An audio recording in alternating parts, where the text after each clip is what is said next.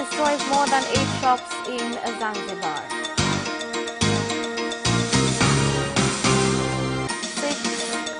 Six appear in Bukoba court for killing a student.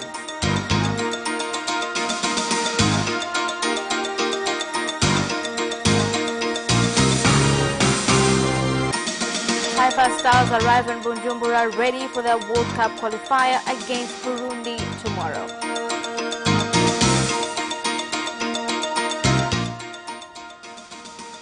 Good evening, this is Capital News at 9:30. My name is Khadija Zimbwe. First, the national news. A big fire has gutted more than 8 shops at Mpendai area in Zanzibar in the early hours of Tuesday morning. The rescue and fire force arrived at the scene after the fire had started in one of the shops. The Deputy Commissioner of the Fire and Rescue Forces in the Isles, Gora Haji, has called on residents and business people to ensure they insure their assets and install firefighting equipment in case of fire incidents. We are proceeding with work. In short, the fire has had an effect. As you can see behind me, a lot of shops have been burned. But we are still fighting it because if we hadn't done that, behind these shops there's a huge gas go down, and this gave us fear. There's no injuries among humans, it is just a loss that happened. We still do not know the value of the lost in card. We still haven't found the source. Residents are saying it is electricity, but we have several authorities looking into the issue, including fire, TANESCO, and other experts. They were waiting for the guys to switch off the electricity for them to start their job. So we cannot blame fire. Maybe the problem is on the electricity people. I think they also arrived later. 6 people out of 15 who were arrested by police in connection with killing of 19-year-old student Mahdi Swadiko Said at the Islamic school at Katoro, Ward Kagera region have appeared in court. The accused who appeared in court include the guard at the school, Badru Esa, the patron Majaliwa Abdul, and 4 students. They were denied the right to respond to charges. They are being charged for attacking the deceased with sharp objects after accusing him of engaging in same-sex activities and for burying his body without informing security organs in Misenyi district.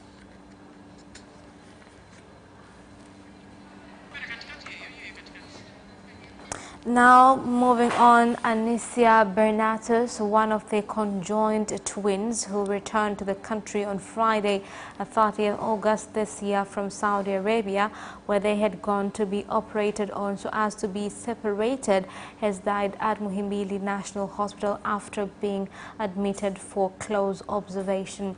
The twins, Anicia and Melners Bernatus, were born on 29th January 2018, joined at the chest, stomach and hip.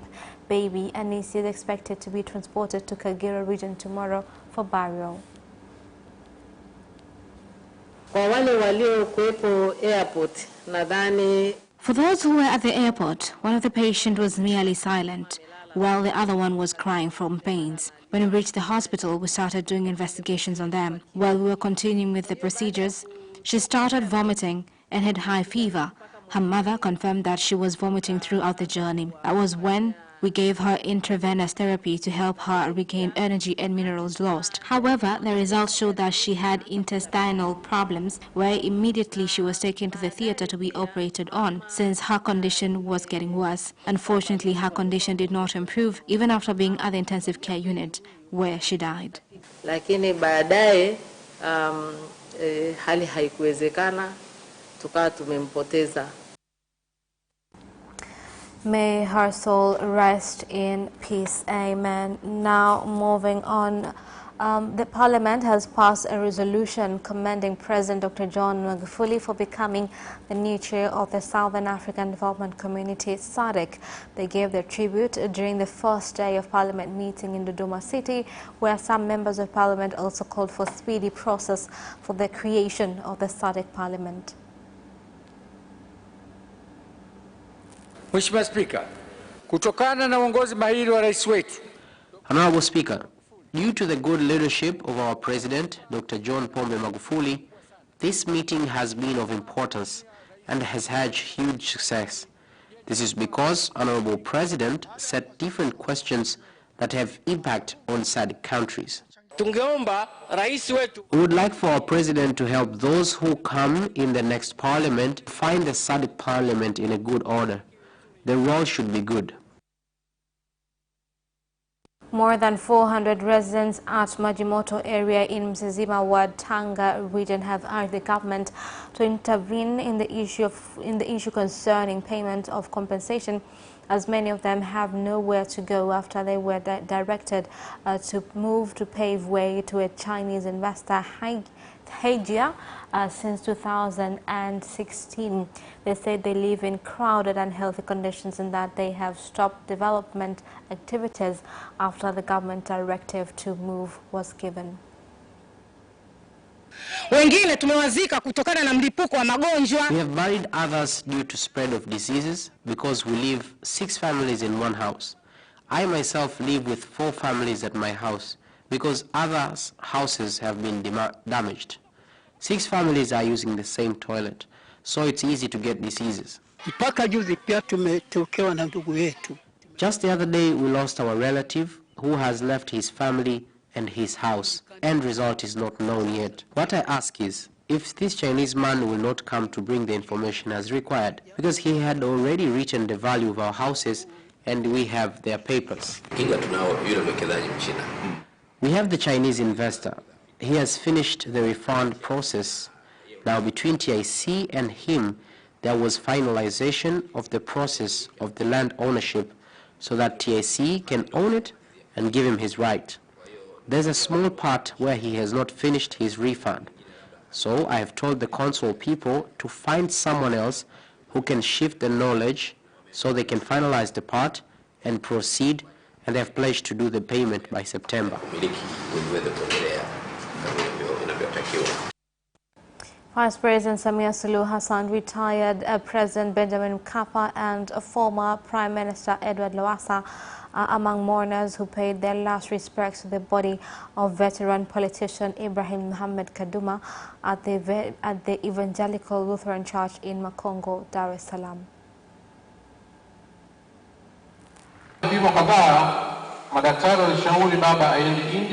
Doctors advised father to be sent to India for further investigations and treatment. He left Tanzania on 29th August 2019 and landed in India on 30th August, where on 31st August, God decided to take him to rest. Our beloved Ibrahim Muhammad Kaduma left a wife, 5 children, 10 grandchildren, and 2 great-grandchildren. The family would like to thank everyone who has been with us. Mimi na hakika Mwenyezi Mungu atamweka mahali pema peponi.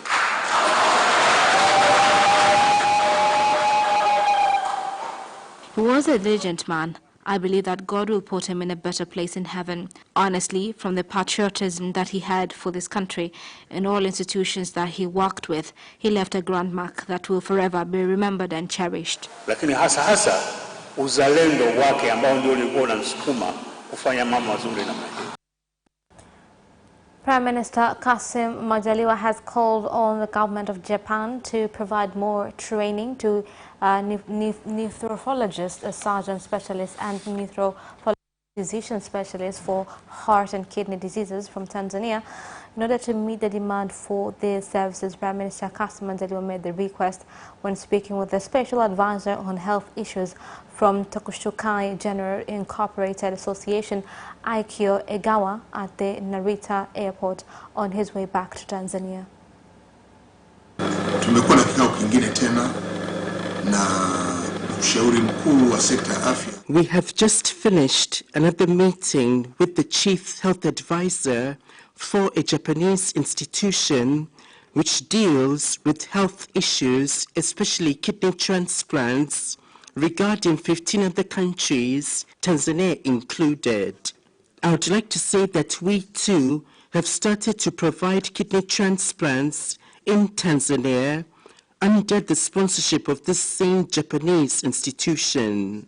And our discussions today show that this institution will continue to support the efforts of President John Magufuli to strengthen the provision of kidney transplant surgeries at the Benjamin William Mkapa Hospital. Limeenda vizuri, limetokana na ushauri lakini na huduma ambayo inaungwa mkono na taasisi iliyoko hapa nchini Japan. The Minister of Energy, Dr. Medad Kalemani, has directed the contractor from Rural Energy Agency, REA, in Jombe region to distribute power to Ikondo and Mfiriga Ward Lupembe division, which do not have electricity despite being big producers of fruits such as pineapples and avocados that can be processed in agro-industries.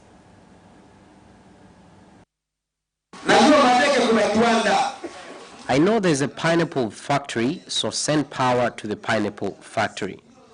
The process should start tomorrow.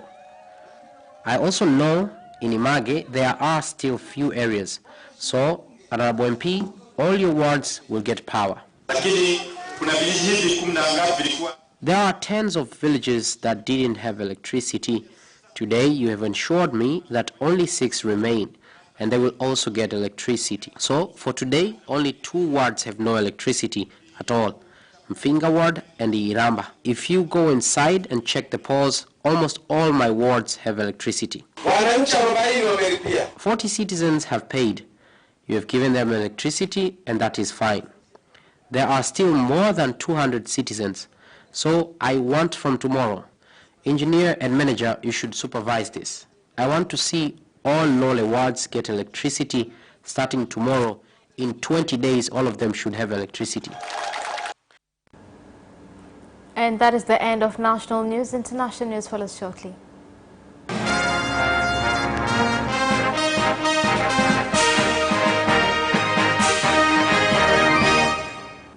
And in international news, South Africa's President Cyril Ramaphosa has condemned acts of wanton violence against foreigners as crowds of people plundered shops and set fire to buildings for a second day in the country's commercial capital, Johannesburg.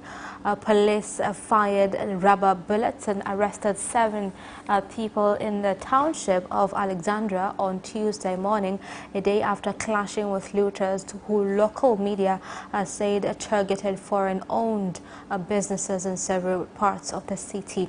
About 24 shops owned by both foreigners and locals were vandalized. Kenya's bid for one of the non-permanent seats on the United Nations Security Council got a boost after several new envoys assured President Uhuru Kenyatta of their country's support. The pledges to support Kenya's candidature for the UN Security Council seat during the elections scheduled for June next year were made at State House in Nairobi when President Uhuru received credentials from 11 new envoys.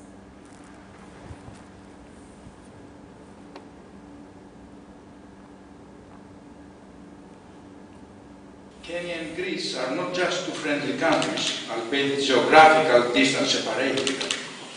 They also witnessed in their historical background and modern history glorious pages of struggles for freedom, independence, and sovereign statehood. My country views Kenya and its people as bastions for peace, cooperation, and integration in Africa and beyond. This country, as you know, holds a very special place in the heart of Her Majesty and those of her family and so many of her subjects in the United Kingdom. The United Kingdom's relationship with Kenya is a strategic one, based on deep respect, partnership and mutual interest. We must live with and honour our shared history and the pains and joys that it has brought. And we also recognise that these experiences have resulted in deep connections between our peoples, our governments and our businesses. Our present and our future are intertwined. And the people of the Republic of Zimbabwe, to you personally, and through you to the people of the Republic of Kenya. His Excellency President Emerson Mnangagwa has indicated his readiness to visit Kenya during the first quarter of 2020. Allow me, Your Excellency, to also congratulate and commend Kenya for the very impressive strides you have registered in in economic development. You today, my credentials as the new ambassador of the European Union in Kenya. It's an honour to serve as a representative of the EU in your country. But, Your Excellency, I think there is still more we can do to bring more depth, more substance to this relationship across the whole breadth of the areas of mutual interest. And this is what I would like to set myself as a very personal challenge. Now, the commander of the Defense Force FARDC in the Democratic Republic of Congo, Mbala Clestin, has called on citizens to support the force in the operation against ADF rebels being implemented in Beni.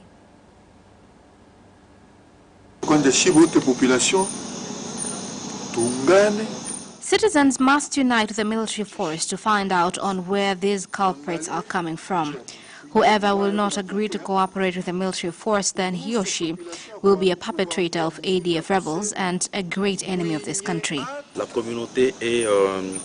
We are going to cooperate with the directive issued in order to make sure that the military force succeeds in this mission, because we have suffered for a long time.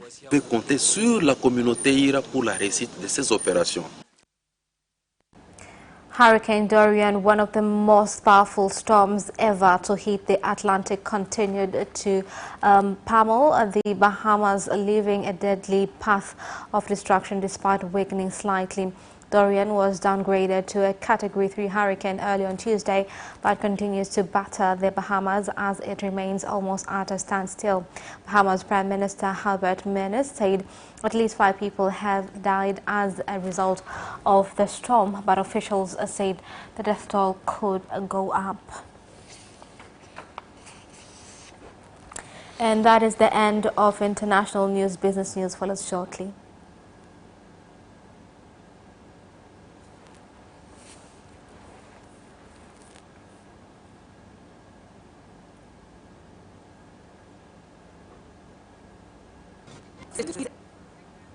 Transforming Tanzania's economy. To be rich, I have to be a business person. It's not an easy road at all. People need to understand. You must quickly think, how cost effective are you going to be? Business acts as a way in which it can bridge that gap. Business Edition will keep you informed on latest developments in the financial sector, extractive industry, tourism, agriculture, energy, construction, and so much more. Meet entrepreneurs who create employment opportunities. Watch Business Edition on Friday at 8:15 p.m.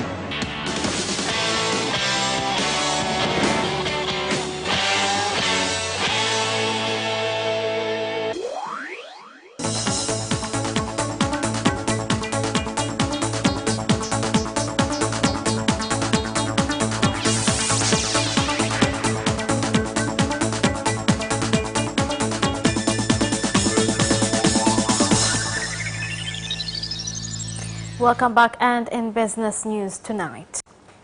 President of Zanzibar and Chairman of the Revolutionary Council, Dr. Ali Mohammed Shein, has met executives from the Ministry of Finance in the Isles and commended tax authorities of TRA and ZRB for increasing tax collection from 13.5 billion shillings to 60 billion shillings a month. Kufanya kazi kwa nidhamu. Masuala ya pesa mazito sana. Financial issues are difficult matters because money is not there to be embezzled. Everybody involved needs to be extremely focused and diligent to the roles they play in leadership. Nafasi yake ya uongozi na kazi aliyokuwa kuifanya. Ndiyo ile discipline ya kazi ambalo limefikia thamani ya shilingi 2,874 bilioni. The GDP has reached 2,874 billion for the year 2018, which is equivalent to 7.1% growth rate.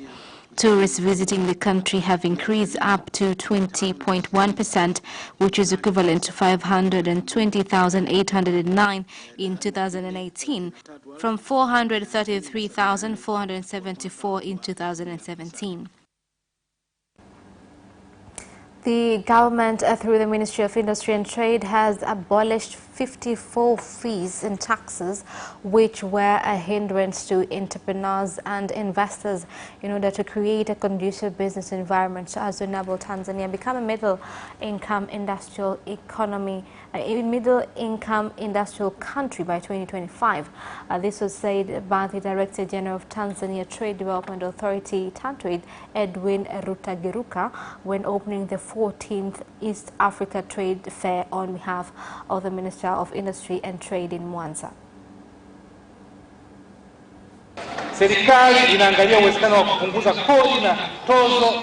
The government is trying to find means of reducing taxes and reduce bulkiness of nuisance taxes to traders and investors.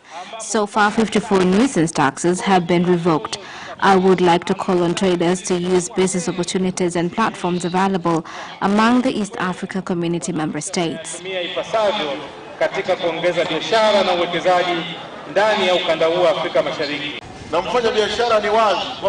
It is obvious that traders are carrying out their activities for the purpose of making profit, where 30% of the profit belongs to the government. Let us do business effectively so that in a few years' time, Tanzania will be in the map of a country that has impact on the world of business. And moving on, mobile phone company Tigo has launched a new service called Home Internet, which will be available on Tigo Pesa app. This service aims to facilitate internet services to users. System mpya ambayo mteja ataweza kutumia Tigo Pesa app. This new system will allow customers to use Tigo Pesa app in buying airtime and connect with other services. The system is easy to purchase your own home internet directly to your mobile phone. And that is the end of business news. Sports news follows shortly after the break. We'll be right back. Away first time, good start from Bolt. Bolt leading a moment of going away. Gay trying to go with him, and he's going to be dragged through to second place, but he's going to win it by 2 meters. Away first time, good start from Bolt. Bolt leading a moment of going away. Gay trying to go with him, and he's going to be dragged through to second place, but he's going to win it by 2 meters.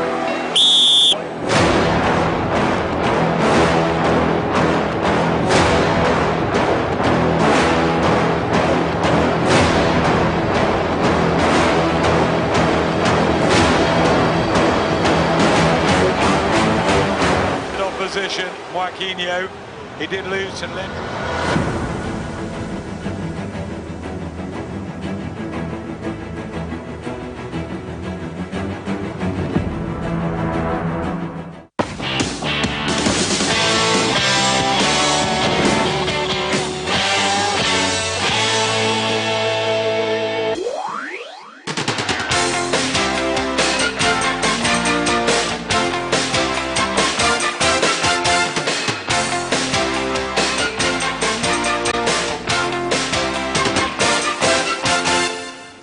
In sports news tonight, Taifa Stars have arrived in Bujumbura, Burundi, ready for the World Cup qualifier against Burundi tomorrow.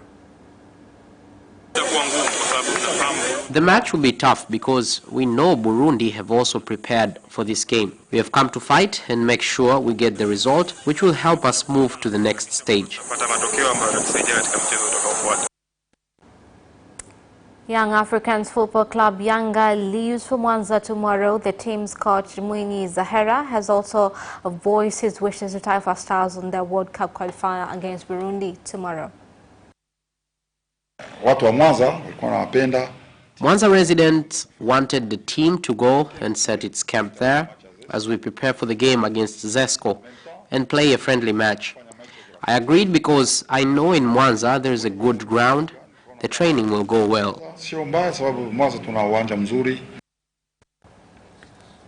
Christian Eriksen has said that he wished he was more in control of his future after missing out on a move to Spain this summer. Here's more on the story. The Tottenham midfielder said in June that he was ready for a new challenge, but when the transfer window closed on Monday, he was still a sparse player.